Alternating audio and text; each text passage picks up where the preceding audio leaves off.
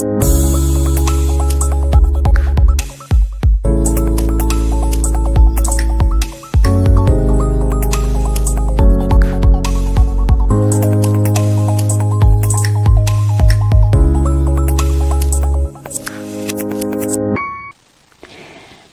we are continuing our series on Karl Marx and his legacy of Marxisms. Many of you may have heard the term colonization used in a derogatory fashion.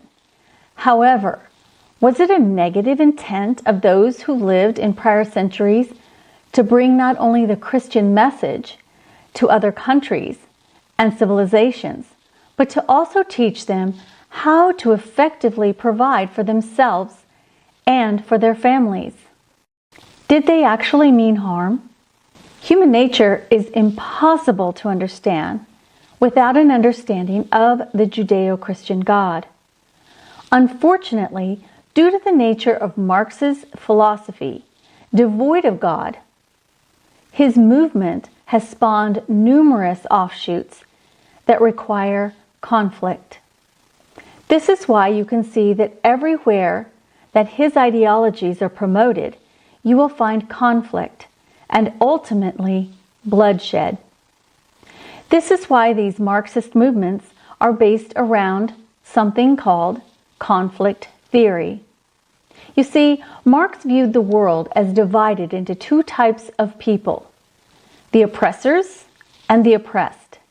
Today, we are witnessing this philosophy taken to the extreme. And I have to ask myself, where does it end? Well, today we are privileged to be able to continue this timely conversation with Dr. Corey Miller, president of Ratio Christi. I'm Catherine Camp. Welcome to Faith and Culture, where we tackle the various topics that are affecting our culture and in some way our churches. Let's get started.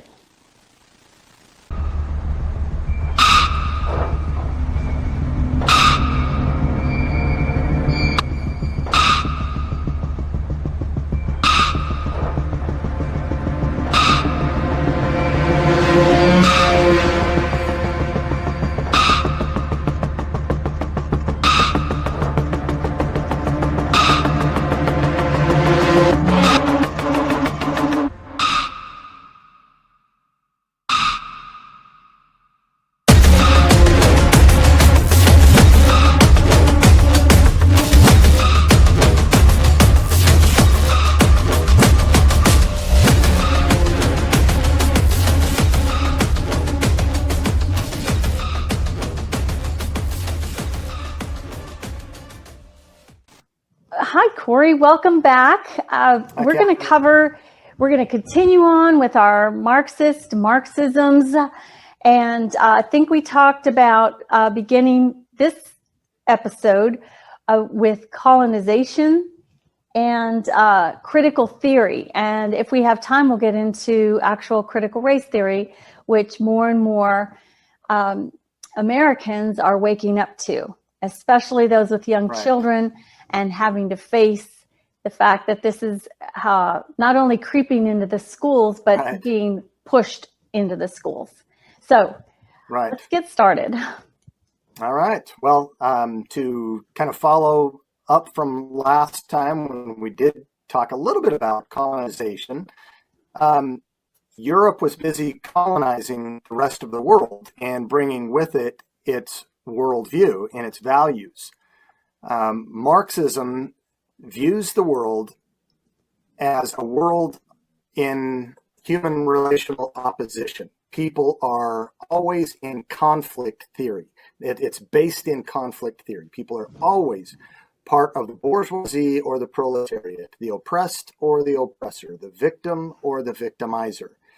And as Europe went around and colonized the world and brought with it its capitalism, which was also, developed in Europe with Adam Smith in England and so forth, Marx and Marxist followers believe that they need to decolonize the world, not just from economic inequalities, which are fundamentally unjust, according to Marxists.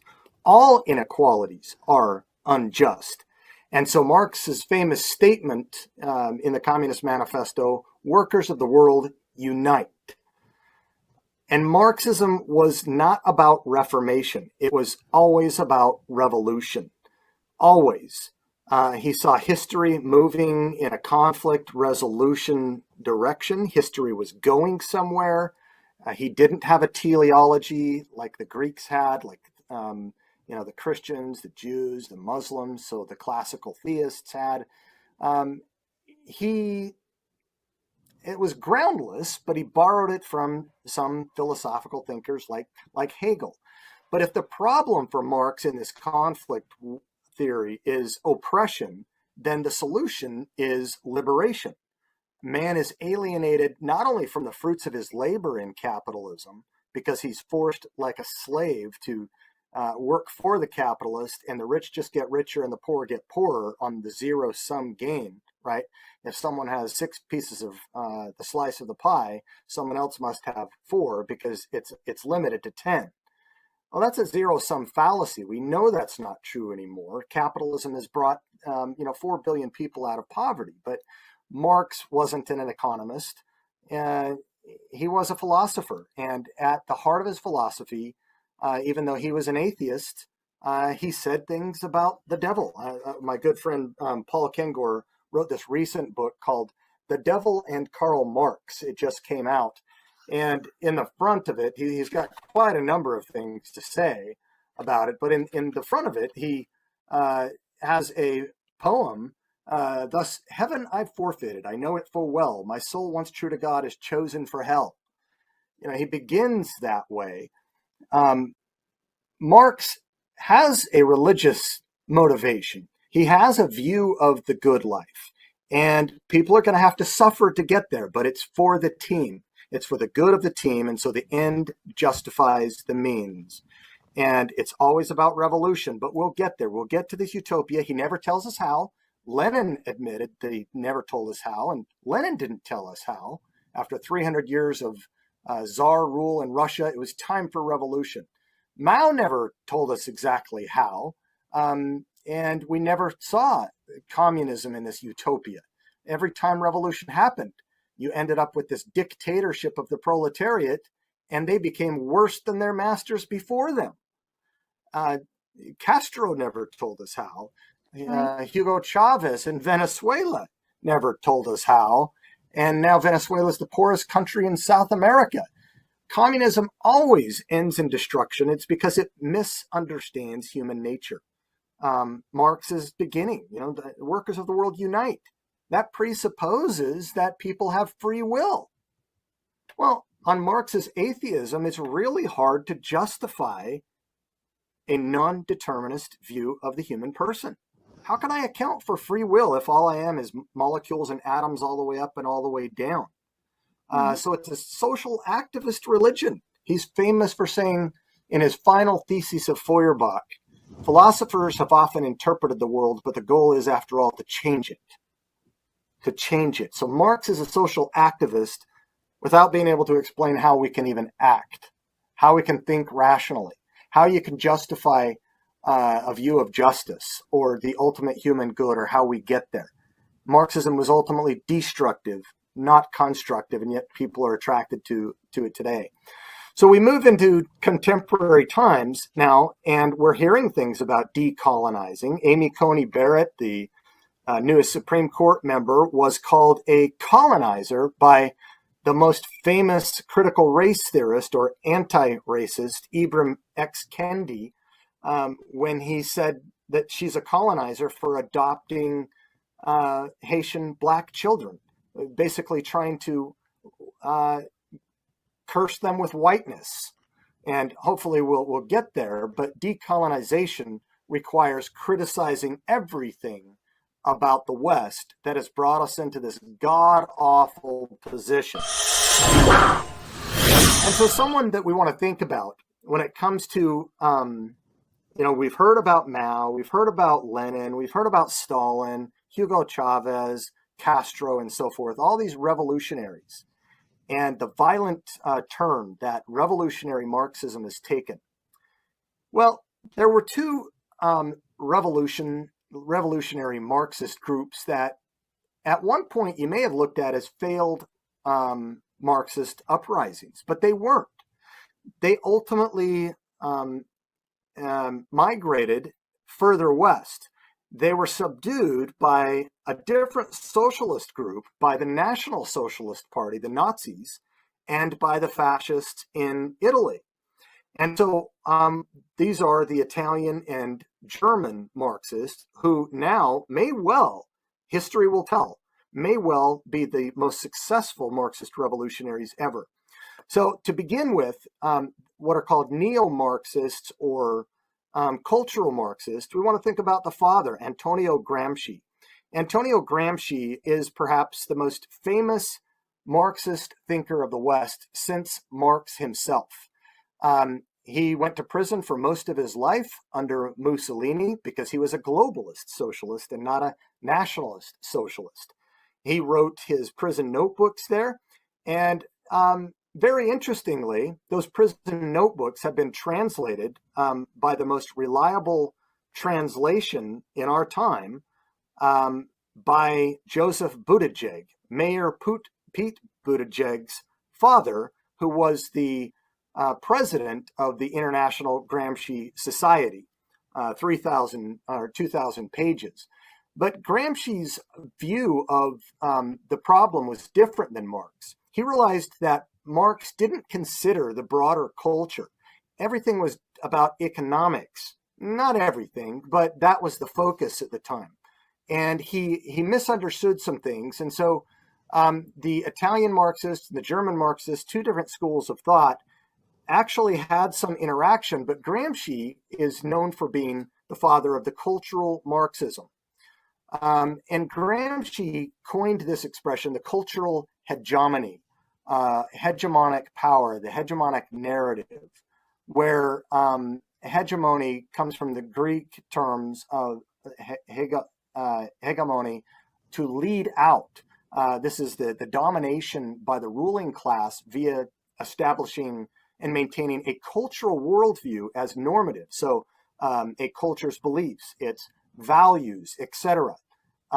Marx wasn't completely blind to that, but what Gramsci saw was that whereas in the East, it was prime real estate for revolution after 300 years of the Tsar's rules and oppression in some respects, Lenin took a frontal attack at the right time. Mao took a frontal attack. The French Revolution, a frontal attack. Get rid of the nobility. Get rid of the clerics.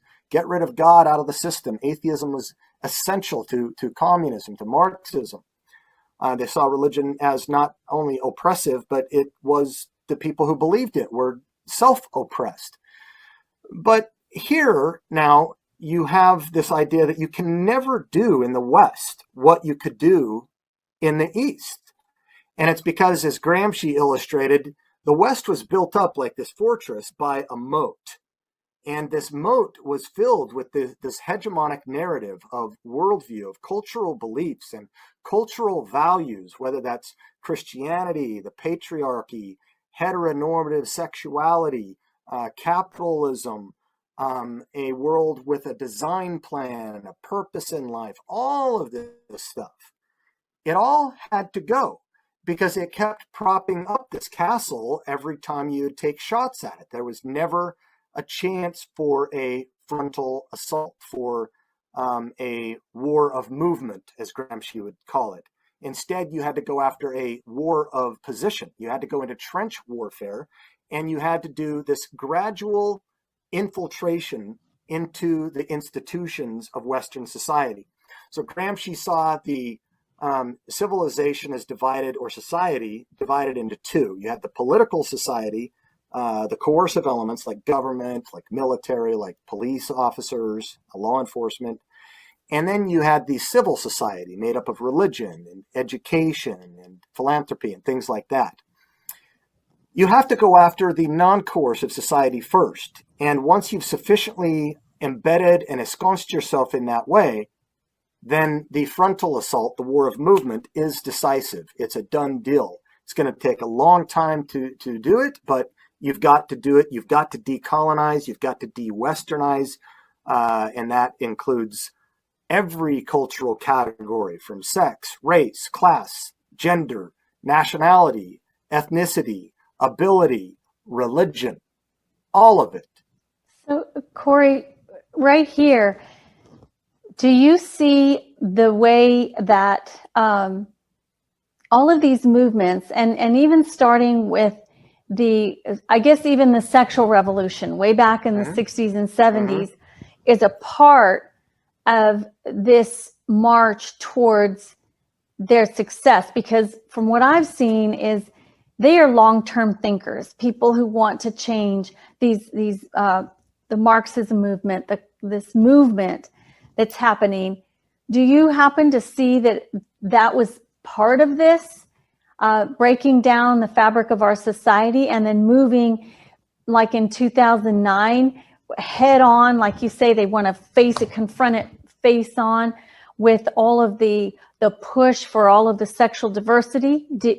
Because I remember when Obama got in office, that's one of the first things he did is he put a homosexual man at the head of the education department.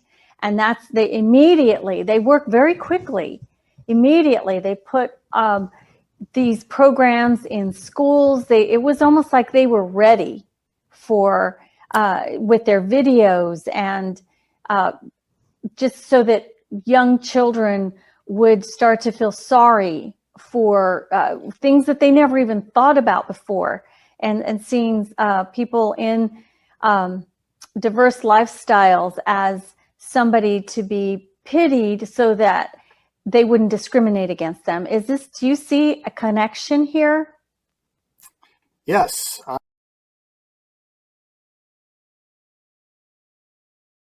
Absolutely. And we'll see that come up a little bit more in just a minute. But even the notion of cultural Marxism, all of this stuff might sound conspiratorial. It's not. Marxists have always said they put their stuff front and center. You can read the Communist Manifesto. You can read the main writings by the main thinkers. And, today, if you go to Wikipedia at this moment and you Google cultural Marxism, it'll take you to a page that's conspiracy theory. And you have to click on that and it'll blame it on, nationalists and right-wingers and bigots and things like that. Yeah, they've done that with a lot of things. In fact, yes. And a lot of people. Anybody who tries to, like what we're doing here, educating the public, right away, it's conspiracy theory, which was, as you know, the history of conspiracy theory started after JFK was assassinated, and people were trying to come up with, because it didn't make sense. He was popular. And anyway, that's when I think either the CIA or FBI came up with that term to discredit anyone who was going against the narrative at the time. And that's what they still use. Right.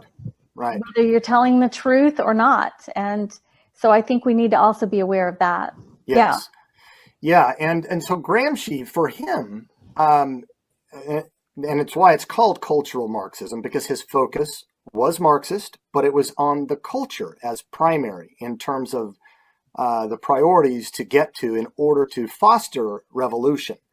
Culture for him is not downstream from economics like Marx thought, but upstream.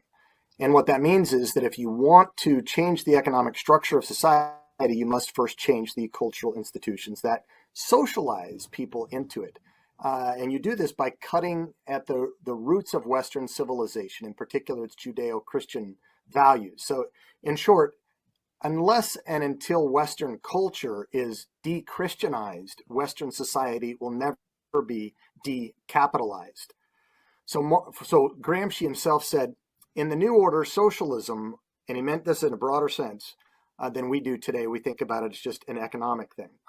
Socialism will triumph first by capturing the culture via infiltration of schools, universities, churches, and the media, by transforming the consciousness of society. So academia, media, and ecclesia, church. And so by changing its culture, you change its culture by infiltrating its institutions. That's how you get the place set for a war of movement, a war of revolution. In 1916, Gramsci wrote, "Socialism is precisely the religion that must kill Christianity. Christian strengths are its spirituality," and goes back to the Jewish problem that Marx talked about. That's their primary allegiance, their seriousness about religion. Serious religion cannot be allowed. For Marx, you could allow nominal religion for a time. It'll eventually shed itself as a snakeskin would be shed. But if it doesn't, and even if it takes too long, then you're going to have to advance revolution to get it to happen. Either you foster a revolution to get people to wake up, or you create, or you just move straight into it and do a frontal assault. So his influence, though, I mean, it can't be underestimated. Probably more than any single Western Marxist. It's immense. From cultural studies, he's the father of that, social sciences and so forth. He's all over that in the Western mind. But people would have to go read his 2,000 pages to see the depth in which he goes. But this moves us to the Frankfurt School, to the German Marxists. And what happened again in Germany in 1933, the initial Marxists there that met in Frankfurt decided, okay, we need to figure this out. And again, this is not, I have to get over here to get this book. This is not conspiracy. My distinguished professor of Marxism at Purdue, Bill McBride, I remember, we would go through a book like this by Martin Jay, The Dialectical Imagination, A History of the Frankfurt School and Institute of Social Research. Well, this gives the history of how that played out. And the original neo-Marxists there in Germany were Jewish, number one, and number two, they weren't nationalists. Nationalism, bad. Globalism, good. And when you get the National Socialist Party, the Nazi Party emerging, and they like, blonde hair and blue eyes and no Jews, it's a very bad place to be. So those early people in the Frankfurt School and the Institution of Social Research, the social sciences, they had to get out of there pretty quick if they were going to save their lives. And early thinkers were people like George Lukács, Max Horkheimer, Theodor Adorno, and probably the most famous Herbert Marcuse that we'll look at that ended up at Columbia University. After they went through Geneva, they went straight over to the East Coast in America, ensconced themselves in Columbia University, the same school that Obama says that he went to, right?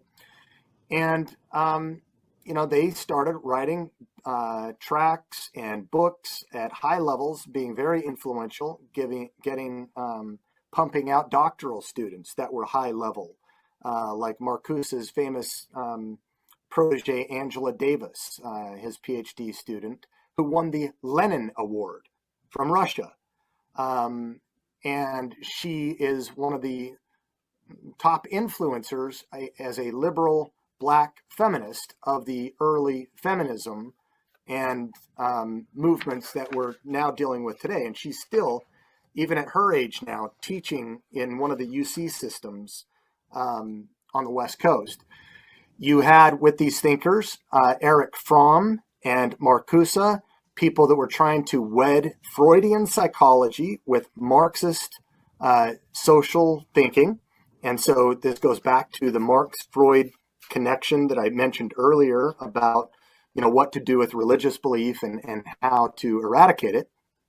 And so if we could focus just on one of those thinkers, the major one, that would be Herbert Marcuse. And Marcuse, he died in 1979, to give you the idea. One of his famous books is this one, and it's called Eros and Civilization, a philosophical inquiry into Freud. And so his this caught the attention of the 1960s counterculture that you were referring to. not just the anti-war, but also the student protests and the sexual revolutions, such that in 1968, when the major student protests happened, and when all the universities in Paris and Rome and from Berkeley to Chicago shut down, in Europe they would hold signs up that said Marx, Mao, and Marcuse. Marx, Mao, and Marcuse, the holy trinity of this movement. Wow. Marcuse, very significant. His views were the founding documents of the sexual revolution. And it helped bring the Frankfurt School to the attention of numerous student activist groups and academics writing in various colleges and universities around the world. So it was probably Marcuse who did the most to provide the intellectual justification for the adolescent sexual rebellion of the 1960s in Eros and Civilization. The Beatles began in 1963, remember, and All You Need Is Love. It really became, the textbook for that movement. Now, interestingly, you may be interested, or listeners or viewers, that when Marcuse talks about in Eros casting off sexual restraint in favor of what he called polymorphous perversity, polyamory, many loves, he got this from Freud. And the Kinsey Institute down the road from me, I've taught at Indiana University for a dozen years, but at the campus, it's where Kinsey did his research on toddlers and masturbation and all kinds of things, right? Alfred Kinsey. In fact, his studies are the same studies that are being used in sex education today. And it's disgusting. And that is something I did have to stand up to at my daughter's school, because it, in public schools, they just sneak it in there and parents have to find out. But in private schools, they sneak it in there too. But if you say something, they just tell you to leave. If you don't like it, you can leave. Right. You don't have to watch it. Just turn it off. Right. No. If the parents don't like it, they can have you can just take your kids and go somewhere else. Oh yeah. Because, when I hear people talk about public education and bash it constantly and say, yes, but you have more of a voice. You can make a bigger difference there than you can in a private or independent, because they have an agenda and they are going to push it on your kids, whether you like it or not. Right. Yeah, he's disgusting, Alfred Kinsey. Yeah. Yes. And what's interesting is, again, most of these early thinkers were Jews, right? So we're talking about the tale of two Jewish revolutionaries, Jesus and Marx. These early neo-Marxists were Jews, but they blended, Gramsci's view of cultural hegemony and reaching the culture and all of its dissections, not just from class, but race, sex, gender, etc. But the most famous moral philosopher of our day, Peter Singer at Princeton, also a Jewish atheist, the polymorphous sex philosopher. The San Francisco Chronicle summarized his views about animals, because his books are the Bible for animal rights liberation. And he believes that humans are on par with animals in an evolutionary scheme as a matter of ethics. But they said, in summary, the San Francisco Chronicle, Peter Singer's view about animals is you can have sex with them, you just can't eat them, right? He did his BA in 1967. He went to grad school in 1968, to give you the time frame here. Okay. His Oxford thesis in 1901 was on civil disobedience. That was the year of John Lennon's Imagine. And that was right in the middle of the Vietnam War, the student protests, the sexual revolution.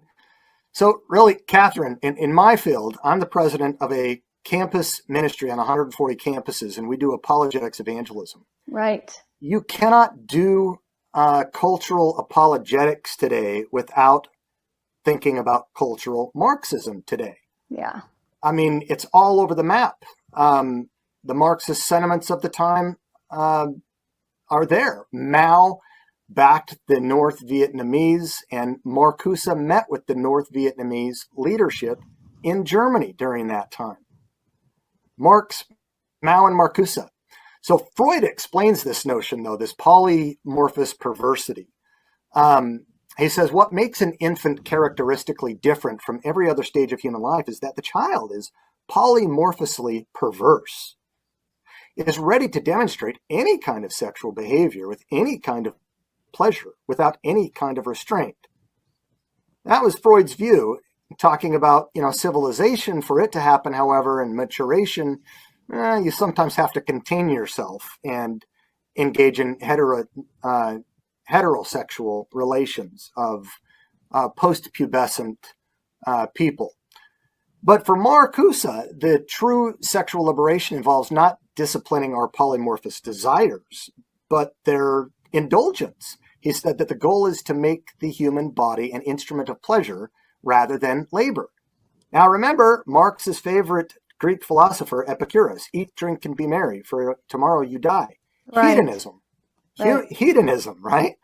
And so for contemporary or for human emancipation, it's tied to the primacy of pleasure and liberation, also in ethics. Peter Singer, in a 2014 book, recently came out and he declared his position to be hedonistic utilitarianism. Utilitarianism is the end justifies the means. There are no moral absolutes. You can have sex with animals. You can have sex with kids. You can have rape. Yeah. So long as it maximizes pleasure, minimizes pain. And to you or to the victim? Well, again, the end justifies the means, and sometimes you're going to have to take one for the team.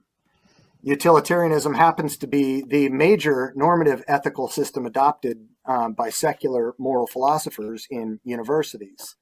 You know what I find interesting? I'm sorry to interrupt you again, but go ahead. What I find interesting is even back in the 60s with the sexual revolution, and then more revolution uprising in the early 70s, is that it was coordinated then. And that would have been harder to coordinate. You would have had to have phone calls of professors or somebody orchestrating all of this all at the same time. Now, the same thing is happening with our color revolutions. It's all orchestrated all over the globe. And of course, we can see how that happens now with the tools that we have. It's easy to put something together all over the world. But back then, so this has been, they are very organized. This is what this tells me, is this group of people pushing this agenda are incredibly organized and incredibly patient. Yes, it's a very patient, methodical approach to what one German follower of Gramsci called the long march through the institutions. Hitler said, "Give me the textbooks and I will control Germany." And he did. Abraham Lincoln recognized it. The philosophy of the classroom in one generation will be the philosophy of government in the next. This is why I think the ministry that I am privileged to work with, Ratio Christi, is one of the most strategic ministries in the country. Yeah. Because it's all about location, location, location. Yeah. The university. So, so he's, Marcuse's concerned behaviors about traditional sexuality, he regarded, these perversions as something that we could normalize and make normative, even ones that he would call coprophilia. And he writes about that in this book where, it's, I don't know if you know what that is, but it's about the... No, I don't. It's about enjoying the smell, taste, or feel of feces. Oh my gosh. No. Homosexuality, particularly when employed in a free libidinal relation. So you let the libido that Freud discussed go free. It can be expressed in ways, quote, that are compatible with normality in high civilization. So eros and civilization. And Freud wrote Civilization and Its Discontents, right? And so he even speaks affirmatively of the classical Greek notion that the road to higher culture leads through the true love of boys. Yeah. North American man-boy love association, Yeah. where the idea is so long as there is no harm inflicted and it's mutually consensual, it should be justified. And Peter Singer now argues so long as there's no harm inflicted on the animal, so long as it's mutually consensual, it should be justified. That's just crazy. How do you even get consensual with an animal? I mean, I don't want to be too detailed, but when I would speak to my ethics students in class, I would say, look, I live now in the Midwest, and agricultural economics is huge at Purdue University. Have you ever seen a horse? I'll let Peter Singer figure out the epistemology on how to get consent, but we can all observe when a horse might be ready or not ready. And I'll tell you, Catherine, a couple decades ago, the Washington State legislature had to create a law to ban human-animal sex because there was an entire commune practicing it, and one man was on the receiving end with a horse and died. So this is not just theory. This stuff is real. It's real. So, and that's what's disgusting. Yeah. And, you know, the basis, before I forget, I want to bring this up for people watching. People can pretend like there's no God. And you've mentioned the Beatles a few times and how they were all for all of this. But what people may not know. Love is love. Yeah. And we could go there too, but the thing is what not many people know is they went down they are searching too, because they were really not satisfied. They are human beings, you know, as disgusting as their thoughts were and their actions and whatever else they did. They actually went down to India and to a specific area seeking spirituality, seeking fullness for the things that were missed, that spiritual component that was missing in their lives. And there's an area, my daughter and I listened to a bunch of podcasts, and this one was interesting because it talked about how people go to India in search for that missing piece that they don't know how to get. So they figure it's spirituality, and they do a lot of drugs down there. And of course they get a lot of spiritual thoughts. Right. And some other things they have to go to the doctor to eradicate. That's right. But they went there, and I don't know how long they were there, but it was a good amount of time seeking. And of course, so they can pretend like imagine no religion or anything like that, but they're not living it. You know, that you can't live that way. So, right. You know, and that's the bottom line for everyone. Because like you say, this whole thing is a religion because they are believing in no God, and what they're looking for is a very humanist type of religion. And pushing that agenda. Yeah, right. Yeah. That's right. And so Marcuse was, he was kind of the father, not just of the sexual revolution in the 60s, but specifically the gay revolution. And I think, his other lasting contribution, other than just sex, we're seeing this in today's political culture as well, is his radical redefinition of tolerance. Where he argued most forcefully in his 1965 essay. You can download it. It's not very long on the web. It's called Repressive Tolerance. And it was his way of referring to the kind of indiscriminate, pure tolerance championed in classical liberal societies. I mean, the classical liberalism of John Locke and the founders, that were typified in the writings of John Stuart Mill and, expressed in the famous saying by Voltaire's biographer, I may disagree with what you say, but I would defend to the death your right to say it. So this is what atheist philosopher Peter Boghossian and I, a liberal atheist philosopher and a conservative Christian philosopher, we toured 4 universities in Utah a year and a half ago, and we're getting ready to tour 4 universities in Texas in the fall on viewpoint diversity, the death of intellectual diversity in the universities, how critical theory and social justice are destroying the fabric of our culture. This idea that I disagree with what you say, but I defend to the death your right to say it, is something that Marxists cannot accept. Right. They will not accept. Stalin is alleged to have said, ideas are more powerful than guns. We don't allow our enemies to have guns, so why should we let them have ideas? And so this whole Wow. cancel culture today is rooted in this cultural Marxist ethos and repressive tolerance. Wow.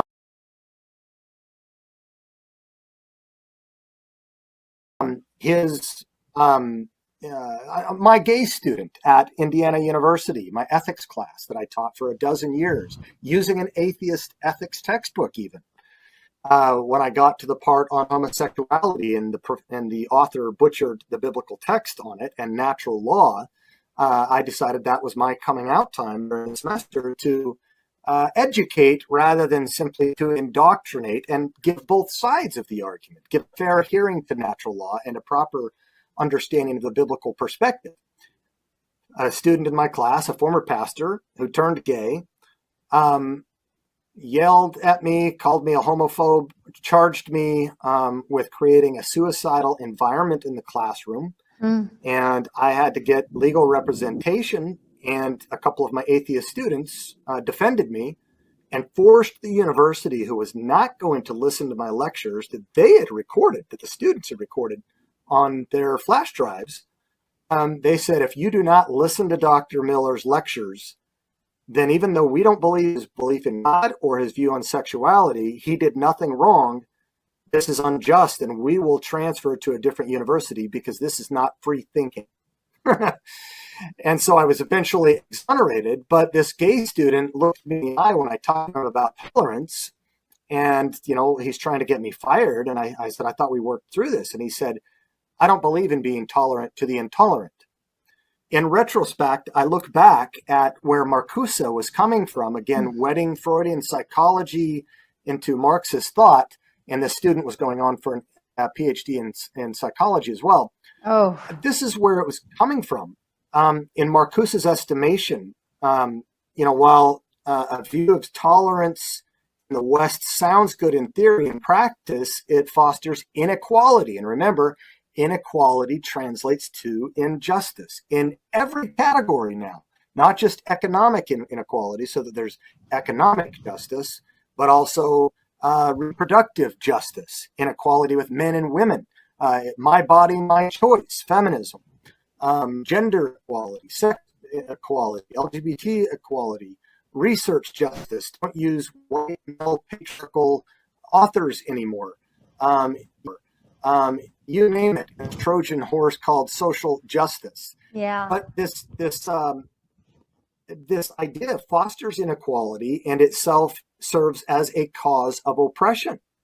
And so he thinks that classical liberal kind of tolerance is stupid, and stupid opinions ought to be treated with not the same respect as an intelligent one. And of course, his are intelligent. So liberating tolerance now is what he advocates. This is the heart of cancel culture.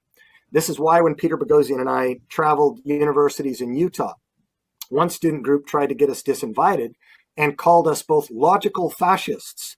We were advancing Western imperial rational discourse as a way to continue to dominate those subdued by Western thinking and values, part of our hegemonic narrative. Rather than lived experience, it was rational objectivity. So Marcuse says that tolerance cannot be indiscriminate and equal with respect to the contents of expression, neither in word nor in deed. It must discriminate. It cannot protect false words and wrong deeds which demonstrate that they contradict and counteract the possibilities of liberation. Such indiscriminate tolerance is justified in harmless debates, in conversation, and academic discussion. But it is indispensable, and it's indispensable in the scientific enterprise and in private religion. But society cannot be indiscriminate, where the pacification of existence, where freedom and happiness themselves are at stake. Here, certain things cannot be said, certain ideas cannot be expressed, certain policies cannot be proposed, certain behavior cannot be permitted without making tolerance an instrument for the continuation of servitude. Isn't Wow. that repressive? It's liberation against puritanical thinking. Yeah. You have to check your mind at the door, what they've always accused Christians of doing, and just say, okay, I'm just gonna be here and not say anything and have to agree with everybody, or I'm just gonna keep my mouth quiet and never have an opinion. That's crazy, and that's yeah. And this is where we're at the universities. Again, take the cultural institutions. In 2017, a Yale student national study had these following statistics. 48% of students across the nation in colleges, 48%, almost half, support campus speech codes. Hate words ought not be said. 81% say words are a form of violence, right? Because sometimes words cause people to get depressed. Depression leads to suicide and so forth. 33%, or 1/3, think that physical violence is justified to prevent hate speech. The end justifies the means. And 2/3 of students say that hate speech is anything a student believes to be considered hurtful to a particular person. So don't say anything at all. Yeah, and so we are currently, our ministry, for example, has been in around 30 cases of legal proceedings, 2 federal victories, a recent contribution to a Supreme Court victory regarding speech codes.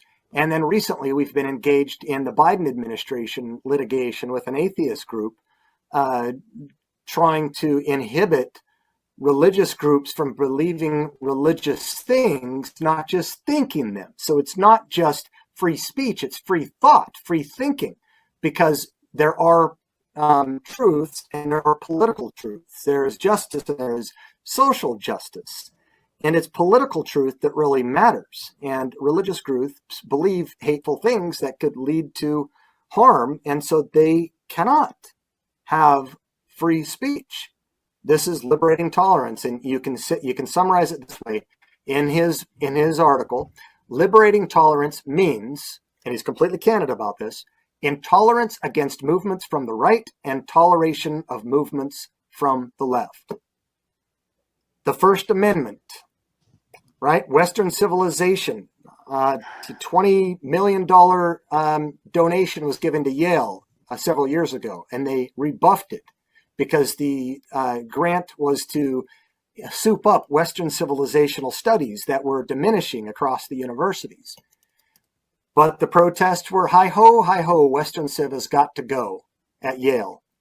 And as Marcuse himself put it, one can rightfully speak of a cultural revolution since the protest is directed toward the whole cultural establishment, including the morality of existing society. There is one thing we can say with complete assurance: the traditional idea of revolution and the traditional strategy of revolution has ended. We must undertake now a type of diffuse and dispersed disintegration of the system. Systemic racism, systemic sexism, systemic you name it-ism in cultural Marxism.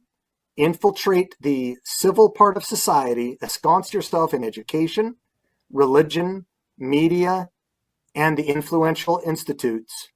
And once you're there sufficiently, then a war of movement, Gramsci says, is decisive. And so this gives us a sense of which, understanding critical theory, a form of incisive cultural critique, happens by critiquing Western values across the board. Criticize, criticize, criticize, criticize. Create oppressor-oppressed groups. Create victim-victimizer groups. Create bourgeois proletariat groups. Identify the offenders, and that's part of diversity. locating the oppressor, oppressed groups, and then inclusivity is to include only the oppressed groups with their voices, since they can properly see. And then equity is to then bring about reparations and payback and right the injustices of inequality across the axes of race, class, sex, gender, ethnicity, religion, ability, and so forth. It's insanity, really, because you can't live that way without it boomeranging back in your face in reality, because the oppressed become the oppressors, and so then it's a vicious cycle. And for the reparations, how far back do you go? And in what sense? To me, it's like, what you're saying. I get it. I see it happening, but it's like the people involved in it don't see it.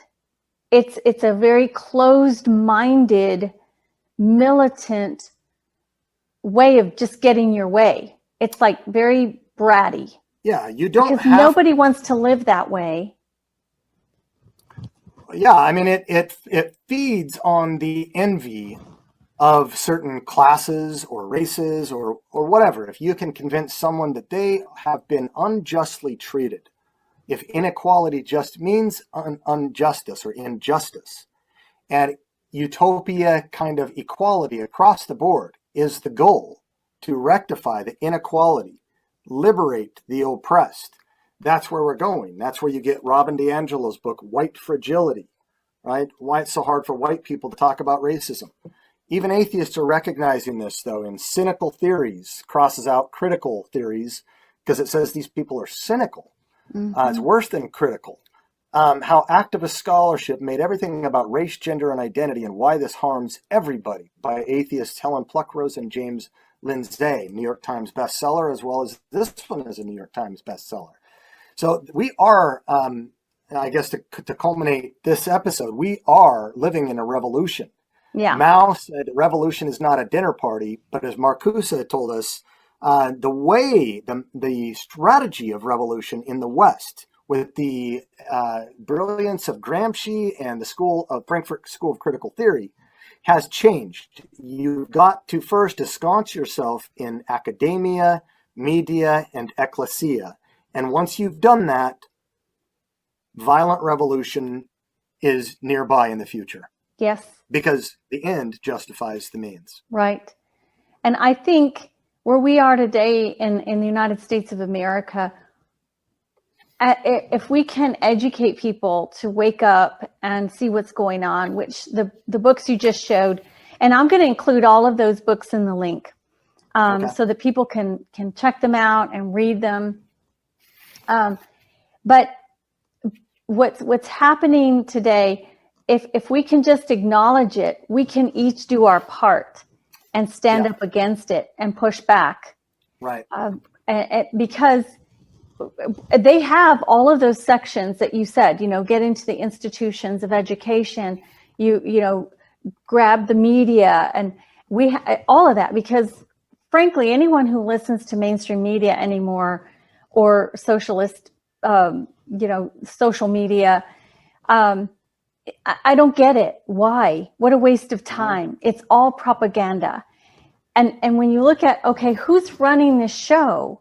Who's pushing this agenda that has been going on for so long? And do you have any? I have my ideas because I've looked up some stuff, but do you see what the purpose of all of this is? Well, again, someone doesn't have to know who Marx was. They don't have to know what Marxism means. They don't need to know neo-Marxism or critical theory or social justice. They bite off portions of it. They buy in sentimentally to portions of it. It's all about the appeal to pity and, convincing people of certain suffering, which has some truth to it. So there is truth embedded in much of this, but it's enough truth simply to deceive, and the cure becomes worse than the disease itself. Right. And so it would be conspiratorial if you say that everyone in every quadrant of ecclesia, media, and academia are fully aware and involved in this. No, I don't believe that. Some are, but the movement picks up steam of its own. It begins to snowball, and it collects and adds components as well, which I think we'll get into in the next episode. Yeah.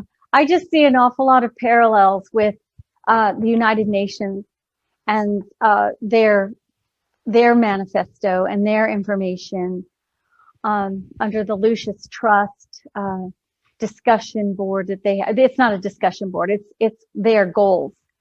The two most sold books in history are the Bible and the Communist Manifesto. And it doesn't have some influence. Yeah. So it's very interesting, all of this, and I'll be excited to get into the critical race theory stemming off of this critical theory.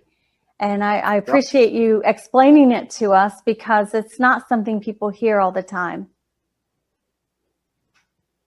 Right. Well, it's been great to be with you again. Thank you. Thanks so much, Corey. Take care.